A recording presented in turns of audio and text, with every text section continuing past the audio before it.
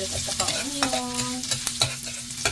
Tapos, i-mix natin yung ating eggplant. Ito yung aking eggplant. 4 na piraso yan. So, ngayon, idagdag ko na yung ating eggplant.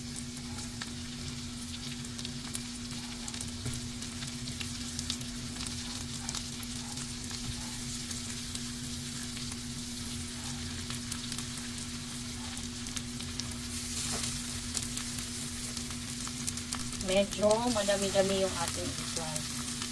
So, ito talagang eggplant, kahit anong luto, masarap talaga. Ayan siya. Kasi 4 na piraso, and then malalaki yung ating eggplant na nabili. Kaya ayan.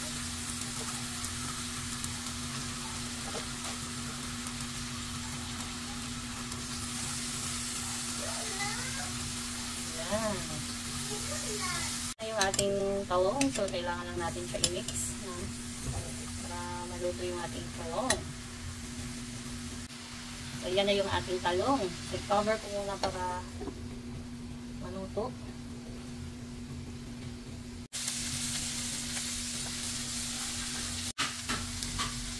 So maglagay ako ng kaunting suka muna.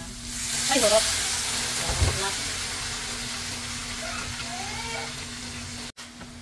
And then, yung ating soy sauce. Uy!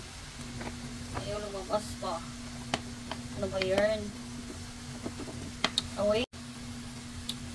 Magdagdag ako ng toyo muna. Ayan.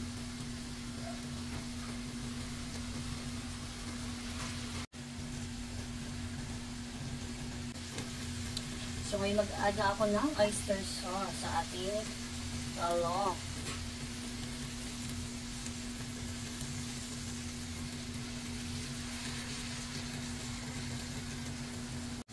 So, yan na yung ating talong after kung magdagdag ng oyster sauce. Ayan, patis at saka konting suka na din. So, asin. Kaunting asin. Kaunting magic sarap. So, tinakpan ko muna after ko magdagdag ng patis, suka, at saka yung oyster sauce, asin, at saka magic sarap. Yan na yung ating talong. So, yan. Tikman na natin kung ano yung lasa.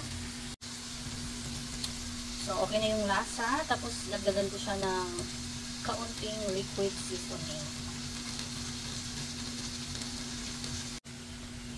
So, yan. Naluto na yung ating talong with oyster sauce. Ito na po yung ating ulam para umagahan.